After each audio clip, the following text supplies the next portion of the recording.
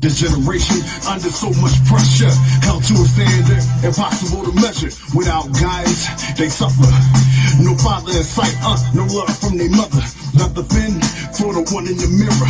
Self-image distorted, can't get no clearer. Damn, lost souls devoured by the streets. Ain't no fairy tales on yellow bricks by their feet.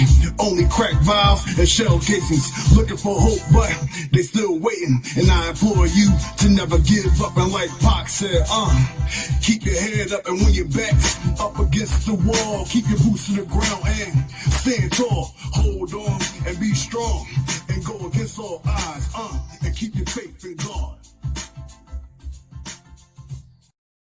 At the edge of Central Park in Manhattan, there's a bronze statue of a doctor named James Marion Sims, whose brilliant achievement carried the fame of American surgery throughout the entire world. He's the guy who created the vaginal speculum, an instrument gynecologists use for examination. He pioneered the surgical repair for fistula, a complication from childbirth, and became known as the father of modern gynecology. But that brilliant achievement was the result of a series of excruciating experimental surgeries that he conducted on enslaved women. Peace and welcome to another episode of the Liberated Mind Show. This is episode number 15. Today we'll be discussing the mortality rate of Black newborns in the U.S. I'm Kay, this is James, and let's get into this. Yeah, this is a very heavy topic that's affecting our community historically and today. So let's jump right in with the first question. There's a clear discrepancy in Black pregnancy deaths as well as Black infant mortality rates. Is this another trickle-down effect of slavery and another example of the system working how it was designed? Yes, most definitely it is trickle-down effect from slavery here in the U.S. A stat I actually ran across was 15 years prior to the Emancipation Proclamation, that Black infants in America are now more than twice as likely to die as white infants when you compare that back to 1850.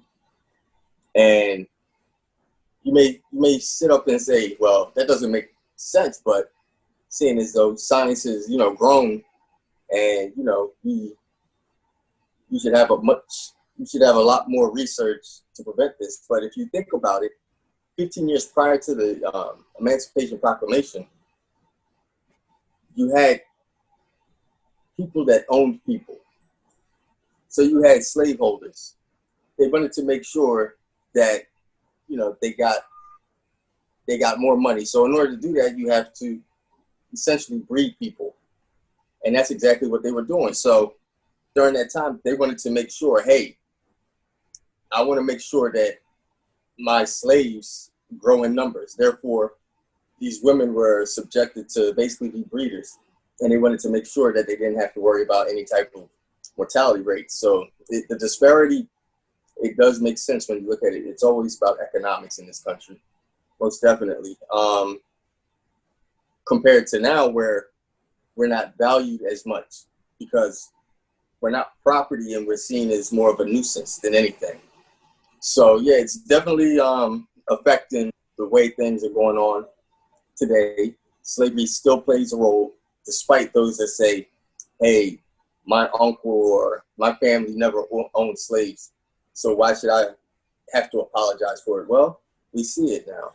We see there's still elements of slavery in today's society. Here in 2020, what is it, September 2020, without a doubt. Just trying to think, there's a lot of misconceptions that it may be a class issue. But I mean, once we get into that, I got some data to back that up, that class also doesn't play a part as much as you may think it would. So Yeah, that's true, man. Mm-hmm. But yeah, to add to that, I was reading something that said that although we are 13% of the population, Black women and white women's mortality rate during pregnancy is damn near equal. It's like I believe there were 2,700 deaths of white women while during pregnancy compared to like 2,500 for black women. And I'm like, people have to look at the percentage. It's 13% of the population.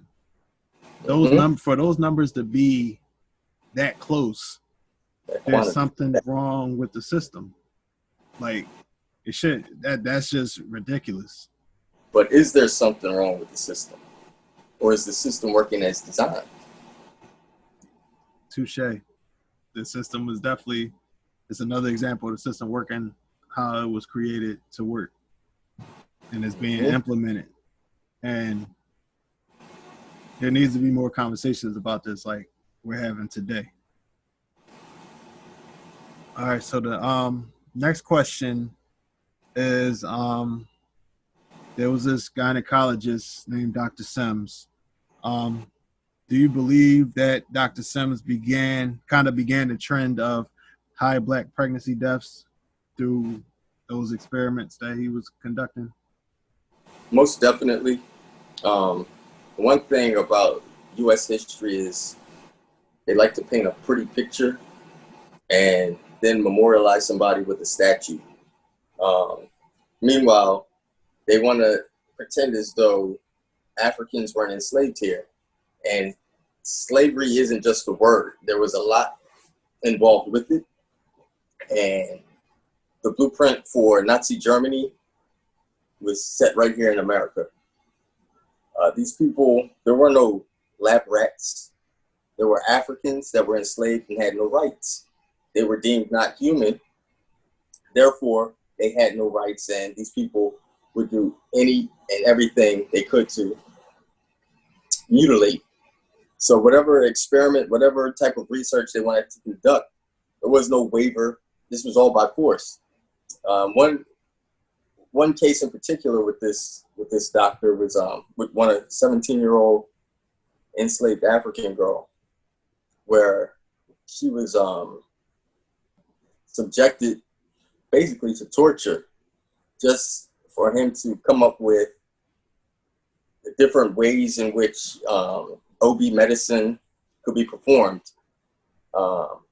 It was practically mutilation, but yet he's been hailed as this, like the father of OB-GYN. But people don't want to tell the truth to how it got to that point. So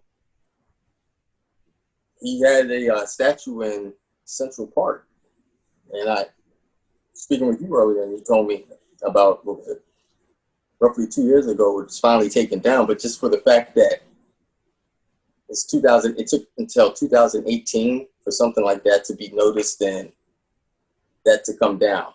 Yeah, it's crazy. You would think maybe at that point, since she was subjected, maybe memorialize her. Mm-hmm. It's a shame. I can't even recall her name. That's just how it is, unfortunately. But he's held as the hero. Yet she went through every type of invasion of privacy you could imagine. That's sick, man. It's so sick, man. Yeah, it definitely is. One thing that we know that they always would say is we when I say we, I'm talking about African people, we don't feel pain. And that was always the code for, guess what? You can keep going further, push the experiment further, because hey, they have a high tolerance for pain if they do feel pain. Mm-hmm. And we've seen this is also a trickle down effect from slavery, because we see it today in ERs. And I can tell you, people, especially those of us that have sickle cell, who happen to go to a emergency room and complain of pain, what they'll be deemed as pain med seekers, because they just don't believe that, hey, this person feels any type of pain. And they'll go there and they won't even treat that person for pain sometimes. They'll just turn them away. Meanwhile, you can have the white counterpart come in with a hangnail, and they'll go up there and give them a narcotic for it without questioning, oh, is this person really in pain? Mm-hmm. So yeah, those effects of slavery still reside today, and it's never been. I mean, you see it in medical reports. I mean, it's been in the news lately as well, as how we see it in the news with police brutality. They say, well, I don't know what he was on. That's why I felt the need to shoot this person 7 times. 7 times in the back, no less. Yeah, because you know what? One time's not going to stop them. The taser wasn't going to work. I knew the taser won't work. That's their go-to now. The taser did nothing to this person. Somebody can get tased. It hurts. Yeah. So I'm pretty sure in the police academy, they have to test some of that stuff on one another just so that they know, hey, this is what you're dealing with. Yeah. So, this is the level it should be on. So, yeah, someone can be, if somebody's on some type of drug, they may not feel it, but guess what? That's not a natural effect. That's the cause of the drug. Mm-hmm. But for you to deem people to not feel pain, because they'll say Africans don't feel as much pain as Hispanics or vice versa. They'll always throw some weird statistic out there. Mm-hmm. But like I said, this is all trickle-down effect from when we were enslaved here in America. Yeah, I definitely agree. To piggyback off of that, do you see like this issue with infant mortality as a technique utilized by white supremacy to try to maintain their majority status? Oh, yeah. And the reason I say yes is back when in the 80s when David Duke, he was like the leader of the KKK, he was running for Congress. He actually proposed a bill which would give an incentive, and it was proposed for those who would receive welfare, those women who were receiving welfare from the state, to take birth control, the little IUD that makes a woman basically infertile for, I think, up to a length of 5 years. For them to take that, and their reward for taking that would be $100 annually. And what other need is there for that to even be discussed or even entertained, mm-hmm. other than you're looking at population control? When it comes to us, we know where Planned Parenthood derived from. Mm-hmm. We know what that was about. We know where they put these Planned Parenthood, offices. We see it. It's in plain sight. So we definitely see the shift in the majority here in the United States. We see who the majority is becoming and who it's not becoming. And so that's also why we have this hostile climate now. People would always like to say during the Obama presidency that we're in a post-racial America, but we saw that was just a talking point at that time. And we see it for what it is now. And it's definitely about the amount of people, because one thing that never added up to me, I don't know about you, but I can't remember a time where we weren't 13% of the population, though. Yeah. How is it? We've never grown. Yeah. Now, is that actual, or is that just to mislead us? Yeah, because I remember hearing that back in like middle school, social studies. Mm-hmm. And I'm like, it can't still be like that. That was like 20 years ago, over 20 years ago. It had to be growth, and they're not reporting it. That's exactly what I believe. Because at the same time, you're always talking about how our women are having babies out of wedlock, single mothers, this, that, and the third, at rapid rates. But yet, we're still 13%. Mm-hmm. But at the same time, they also like to say that there's this black on black crime agenda going on. So are you saying that as quickly as we're being born, we're being killed off? I think it's psychological warfare, honestly. Mm-hmm. And I think it's just that inferiority complex that they need to put out there and keep out there, that you are a minority. And just hearing that term, makes you feel inferior. Yeah. So, makes you feel like you're a minor part of society. Exactly. And we know majority rules. So therefore, get over whatever it is you got going on and get with the program. Yeah, 'cause that's how you keep people in line. All the people that's not going to question anything or not going to try to ruffle any feathers, they're going to go along with it. And if they see whoever the majority is, they're going to bow down, bend the knee and do what they got to do to go along, just to get along. Most definitely. So with this issue, it's been shown that socioeconomic indicators such as the education level does not make a difference. So how would you explain this graph? So looking at the graph, you see that it starts off 8th grade or less, and with Black women being in blue and non-Hispanic, well, it actually says non-Hispanic Black and non-Hispanic white. That never made sense to me, but just for the sake of this graph, that's another discussion. Non-Hispanic white is in yellow. So we see it starts off with 8th grade or less. So around 8th grade education or less, the mortality rate is almost equivalent. But we see as the more education white females get, downward is the trend of the infant mortality rate. Whereas with our women, we're looking at it increase all the way up to the doctorate level, which would mean that's the highest you can go educationally. So a PhD, she has a better chance of her child surviving, her and her child surviving at 8th grade if she has this child. So what could it be? We can't say that, hey, this is a money thing. So one thing that I don't know if you want to take a guess. What do you think could be that cause? Honestly, to me, I think it's one of those cases where the person with the higher education may ask more questions and may inquire more. And because that doctor may be one of those people be like, oh, you one of those type of people. And you think you know everything. I'll show you. I think it's one of those cases where I'm gonna shut you up. Whereas like somebody that, and with 8th grade education, they may not ask as many questions. And this is all just an assumption in my opinion, but they may not ask as many questions. So because they're going along with the program, that doctor is just going to do their job.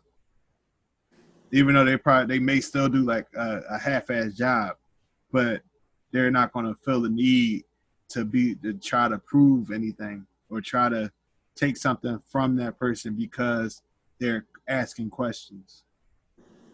I definitely could see that, and you know what? I agree with that. Just out of personal experiences, I'll get into that.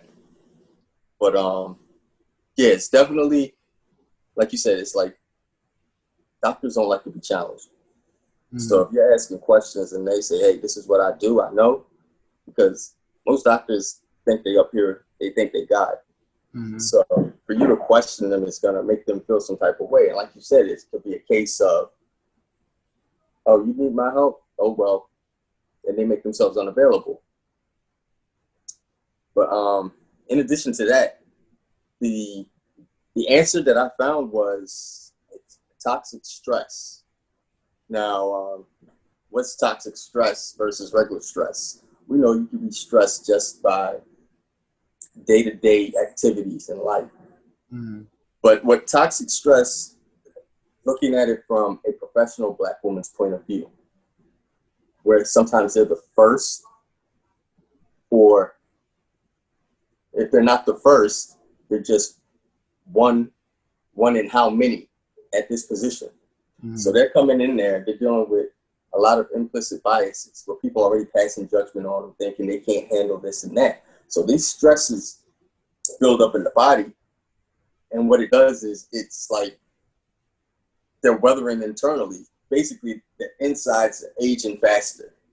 So this puts them in a position to where we know the younger females are, is what they say, that's the time, you know, to have children. And the older you get, I think once you get 35, you're considered high risk. Mm-hmm. So now if we do mathematically, if someone just goes into school and stays in, doesn't let life interfere, going for a PhD, we're looking like what, 27 probably by the time they finish with a PhD. Mm-hmm. Yeah. And at what point are they going to start having a family dinner? They'll start working. You know what I mean? Mm-hmm. So if they're working and then they put off having a family, that are already higher risk of having complications, just naturally. But like they say, it's this toxic stress that's been found in research that is showing it's speeding up the aging process, and this is what's causing these types of problems. Wow. One thing, yeah, it is. I mean, it's something that I don't think I ever thought of, but it never crossed my mind. But once you hear it, it makes a hell of a lot of sense. Yeah. Because we know how work can be stressful. So, and then you throw in the race element. Yeah. What did this person do to get here? I don't think people understand. Like, I don't think they understand. They always be like, oh, you playing the race card. No, it's not the race card. It's everyday life. Like, it's not easy. Like, other races may have it easy where they go through their day-to-day and it's just them existing. With us, our mere existence is viewed as hostile. We're viewed as a weapon. You know what I'm saying? Like, it's stuff that it's obstacles that we have to face every single day for just being black. And it's like, that's stressful. Mm-hmm. It's stressful because there's absolutely nothing you can do about it. And it's not like, like they always tell us, well, you need to dress a certain way if you want people to take you seriously. These people are doing, like we've done in past episodes, conforming. They're conforming. Mm-hmm. But at the same time, those implicit biases are still there to where, what's this, another affirmative action case? Just that whole feeling. Yeah. So this person can't possibly know what they're doing.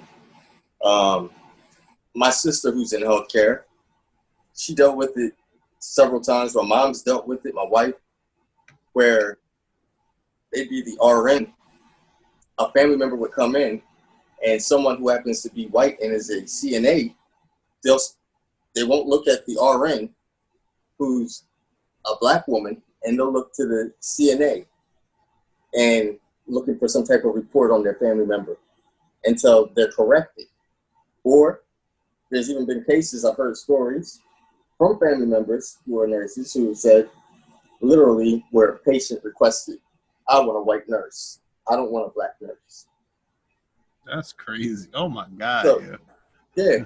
It's and in this one situation, I won't put out who it happened with or what hospital. They honored it. The hospital honored it. That's ridiculous. Mm-hmm. So you feeding this kind of behavior. Mm-hmm. So, I mean, there was another statistic I saw. It says the mortality rate of black newborns shrinks 39 to 58% if that baby is delivered by a black doctor. So this goes back to what you were speculating at. It's definitely that plays a part. Mm-hmm. That, okay, there's population control. Because guess what? When we talk of white supremacists, when we talk of Klansmen, these people aren't just imaginary figures. These people have day jobs. So you hear about it all the time with abortion doctors or whatever. That's their mission. It's okay. I want to make sure I do what I was sent here to do, and they make sure it doesn't happen. Mm-hmm. Case in point, my daughter was born, before she was born, I should say. Wife goes to all her appointments, and they keep pushing for a C-section. That's one thing that I've noticed. A a lot of these doctors are doing nowadays because of that money. Mm-hmm. So they're always trying to persuade a C-section as opposed to a natural delivery, because they're not going to make as much, because you don't have to bring in surgical services, the OR. So they're just like, you know what, you need to do this. We were literally on our way to the hospital for that. My wife said, I'm not feeling it. I want to wait. I said, hey, you go with your gut instinct. So she has a Caucasian OB at this time. Caucasian OB, because of insurance purposes. My first daughter, the OB, was a brother. So we go, we're like, you know what, let's just go to the doctor's office, let them know, hey, we're not going in. We get there, this white female doctor comes out, and she basically is like, what are you doing here? You should be down at the hospital now for your C-section. You need to go down there. If you don't go down there, you're going to have a dead baby. Whoa. Just like that. Just like that. If you don't go there, you're going to have a dead baby. So to me, that sounds like a curse. Yeah. What professional tells a woman who could have a baby any moment, or that you're going to consider high risk, that you feel that they need to go get checked out? Mm-hmm. Who words something like that? You know what I mean? Yeah. That's not cool. So yeah, so I had to walk away. I walked out. I told my wife, I said, I'll be outside, because once I heard that, I had nothing else to say, or I didn't want to be carried away. So I just left on my own. So when she came out, I was like, listen, we ain't fooling with that lady. So it was like 2 days later, she went to labor, and the doctor we had was a Nigerian woman. And her colleagues were pushing for a C-section, but she said, you guys do what you want to. Winked at us. And guess what? She had that baby naturally. I know that's right. So it's definitely the doctors that play a big part. And there's racial elements definitely within it. And I just don't think that it has to do with, like we were pointing out, it doesn't have to do with the socioeconomic background. This is more or less remnants of slavery that haven't been erased, and it's in the mind subconsciously of these people, and this is what occurs. Unfortunately, this is a reality, and like I said, that stat of 39 to 58%, your odds improve 39 to 58%, just because the doctor is black. Yeah, and that's what they say. They say there's a shortage of black OBGYNs. So that's one thing. Hopefully, some of our viewers who are in that stage in life and they don't know what they want to do, we could use help in that field, because don't nobody got our backs but us. That's true. That's true indeed. What about I know you touched on the numbers and everything. What about like doulas and stuff like that? Like, would you add them? What was that? What about like doulas instead of like the traditional black OBGYNs? Like, right. I'm sure, man. This will go back to the story I just told you, with our personal experience during that whole delivery of my daughter. My cousin, who's a what do they call the nurses that deal with that? I can't even think of the term. And the nurses that deal with the babies, midwife. Sorry. Anyway, okay, yeah. My cousin, yeah. So my cousin, she's a midwife. Literally up 3 o'clock in the morning. She had to be in 6 o'clock in the morning. She said, I'm not going to sleep till you know. So she's like, till I know this baby's here. So I'm texting her taking pictures of the strip monitors, sending it to her. I said, this is what they saying. She's like, she's fine. She's reading it. She's like, she's fine. Tell them she's going to push every other contraction. Because they said, oh, the baby's in distress. You got to, no, we can't do this. Because of the contractions, the baby stopped breathing, whatever. Listening to my cousin, we're just going through text messages and phone calls in between when all the medical personnel are going in and out of the room. Mm-hmm. At one point, there were like 11 people in there. Wow. So, yeah, so all these people coming in and out. I'm talking to her in between all of this, showing her the strips. She's like, why are they saying? She's confused, like, there's no emergency here. Everything's fine. All she has to do is change up her breathing.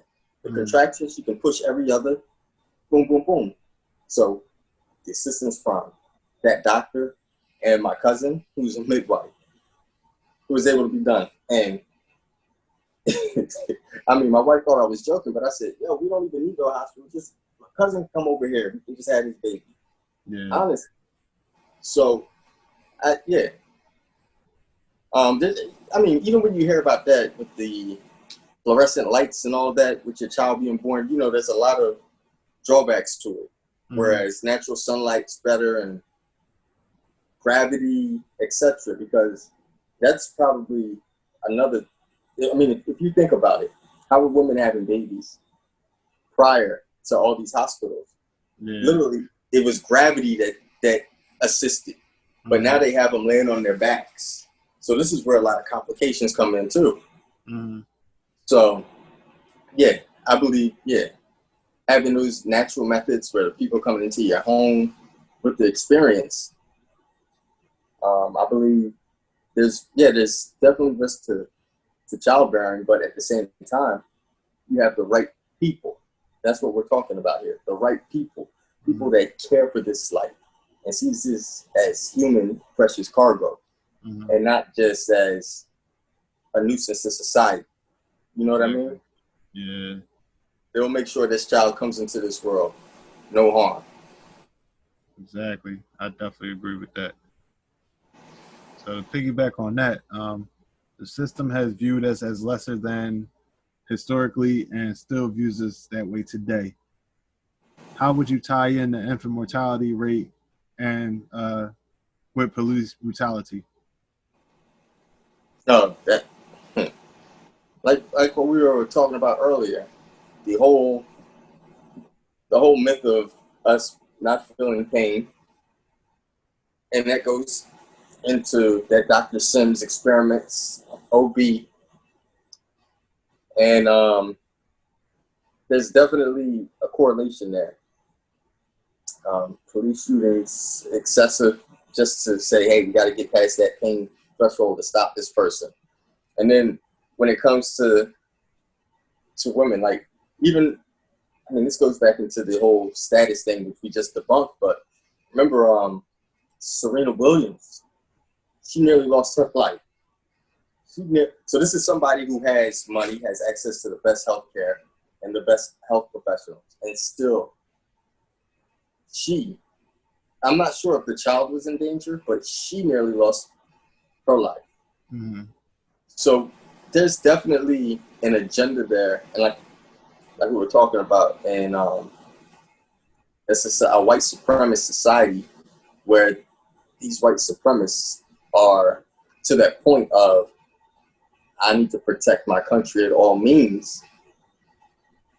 You can get away with the type of stuff, and it can go under the radar to the naked eye, because guess what? You can say, all right, they're going to try and sue you. Guess what? My cousin's the judge, though. Mm-hmm. Don't worry about that. You know what I mean? Yeah. So there's always a way out of any type of punishment. So it's definitely population control. There's no doubt in my mind. People can say, hey, we're conspiracy theorists, but there's statistics that show this. There's statistics. So like they say, men lie, women lie, numbers don't. Exactly. And it's right there. Yeah, it's clear as day, man. It's like, I look at it like this. I think it's different stages to it. And I think we discussed this before. It's like the system is like All right, we can get them at birth. If that doesn't work, we can get them in the school to prison pipeline. Okay, if that doesn't work, oh, we'll definitely catch them with police brutality. Mm.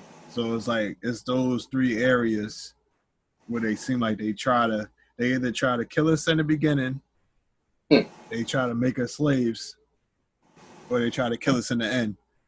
But either way, they try to kill us physically, or they try to kill us mentally. That's true.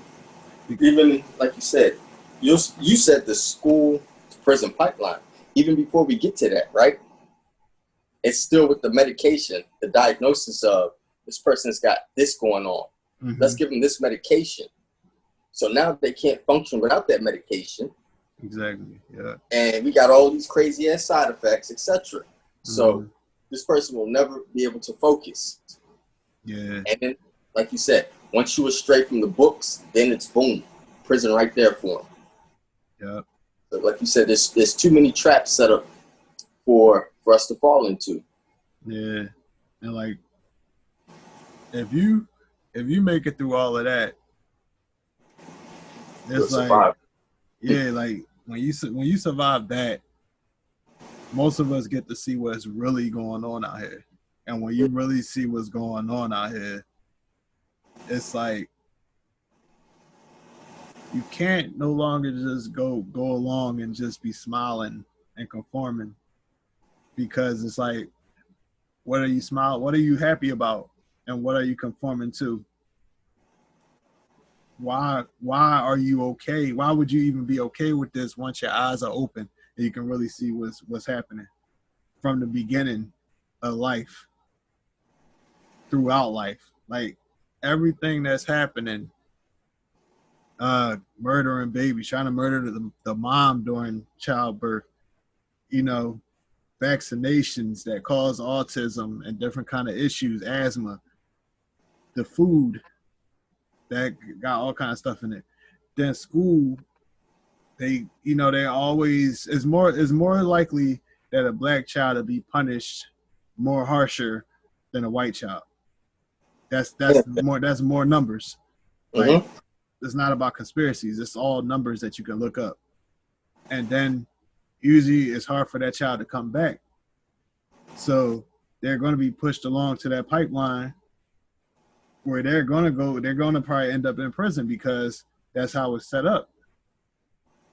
And if you make it through all of that, and you make it and you survive police encounters and stuff like that, it's like you still have to look over your shoulder all the time, because you don't know what's going to be coming at you now. There's always something coming at you. That's a fact. It's like there's people that become shell shocked, man. It's like you've survived everything thrown at you to the point. It's like, okay, how is this person still functioning? Why aren't they displaying the signs of what they've gone through? You know what I mean? Mm-hmm. Because the minute you do display those signs, they just waiting on you. That's why they keep poking you with that stick. Like, come on, we know it's there. Come on. They're waiting for that outburst. Like you said, it's like you've been through so much, and it's to that point where it's like this person's about to break. But like I said, if you make it through that point, you just can't. It's like your civic duty. It's your civic duty to your people. Your ancestors went through hell for you. Meanwhile, what are you going to do for the generation under you? Exactly. You can't lead them astray. You know what I mean? Mm-hmm. So, like I said, it's our civic duty. Once we survive, because we're survivors. Once we survive, we have to pass that knowledge on and help guide the youth down that path, mm-hmm. that path to be successful in whatever manner it is of success. You know what I mean? Yeah, exactly. You gotta offer some kind of guidance. Not saying that everybody's gonna take it, but you at least gotta extend that offer Hey, yo, I've been through this. So Mm-hmm. let me help you so you don't have to go through as many obstacles, because you're still gonna face obstacles as an African in America, regardless. But if I can help you avoid certain obstacles, I will. But you got to be willing to accept the knowledge and accept that help, because Most definitely. we gotta look out for each other, man. And you know how we do with this show, man. The title itself, we trying to liberate minds, man. We trying to get people to think differently and, you know, get the bigger picture. Don't just, don't always just go along just to get along. Question things, you know, dig deeper for answers and find out what's really going on out here. Yeah, there was this I can't remember the quote. I'm gonna paraphrase it. It was James Baldwin, and he would say the African American has no memory of Africa, and it's not accepted in America as an American. That's You know what I'm crazy. saying? Yeah. It's just like it's. I said we're a unique case in the fact that with our brothers and sisters who have their own countries, they at least don't have to deal with racism in the sense of it coming down from the government Mm-hmm. and affecting their everyday livelihood. You still gonna have classism. Mm-hmm. That's the thing in society. We see that, especially in Indian society, back in India with the caste system, Mm-hmm. even up in North Korea, etc. But it's like we've been through so much. We've been enslaved. Our brothers and sisters in the Caribbean have been enslaved, but they were at least left with land to govern. Mm-hmm. We're in the belly of the beast. Like I said, even when the European Jews, they said they were enslaved, they were able to leave Egypt. If you're looking at it from a biblical standpoint, they said they left Egypt and they went back to Israel, right? Mm-hmm. So if we're looking at it based off of a biblical stance, point is, they didn't remain in the belly of the beast, Exactly. dealing with that stigma attached, which ours is plain and simple, our skin color. So there's no way to hide from it. You're gonna get those that go and bleach or whatever the case is, but they still know what you are at the end of the day. They'll Mm-hmm. remind you real quick. But it seems like we always persevere because we're always that, goes back to that spark. We spark movements. When apartheid was going on, we had, prior to that, we had the civil rights. We had the civil rights movement going on over here. And just all the momentum from that, the world saw, hey, this is how you do it. But that was us here that, got the ball moving. Mm-hmm. So it's like I don't think we sit back sometime and give ourselves credit to the point where it's like, yo, we made it this far, but we got to keep going. There's still a lot of work to be done. Mm-hmm. Feel me? Yeah. And it's like, it's not till, like I said, even like those great people, great revolutionaries, such as, who should I start off with? You can have Kwame Nkrumah, well, Stokely Carmichael went over to Africa and then came back. But like, if we talk about Kwame Nkrumah, he had to come to the U.S. and then he went back, and then it's like he saw what was going on here, and it sparked that mindset. Like, all right, this is revolution. This is how we're gonna do it. Mm-hmm. You know what I mean? Yeah. So it takes even like Nigerian Afrobeat artist Fela Kuti back in the 70s. It wasn't until he came over here, went to California, hung out with the Black Panthers, that he changed his whole mindset. Went to Nigeria, took that there. and said, hey, this is what we're going to do. We're going to get our people free. So it's like, it's something about us here, what we've been through and survived, that we had, that even people in other nations don't have, that they see it's through us, that, hey, this is how you got to get it done. You know what I mean?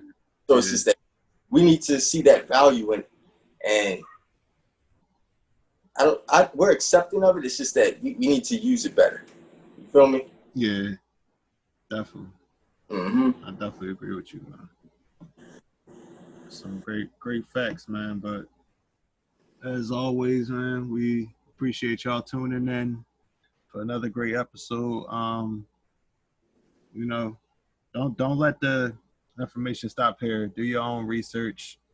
Look up what's going on with our community, especially on this topic, man, because it's major and it impacts all of us because it's about creating life and bringing life into the world. So, you know, keep looking up the knowledge, keep talking about it, and until next time, peace. We out. Peace. This generation under so much pressure, held to a standard impossible to measure. Without guidance, they suffer. No father in sight, no love from their mother. Not the fin for the one in the mirror. Self-image distorted, can't get no clearer. Damn, lost souls devoured by the streets. Ain't no fairy tales on yellow bricks. By their feet, only cracked valves and shell casings. Looking for hope, but they still waiting. And I implore you to never give up. And like Pac said, keep your head up, and when your back's up against the wall, keep your boots to the ground and stand tall. Hold on and be strong.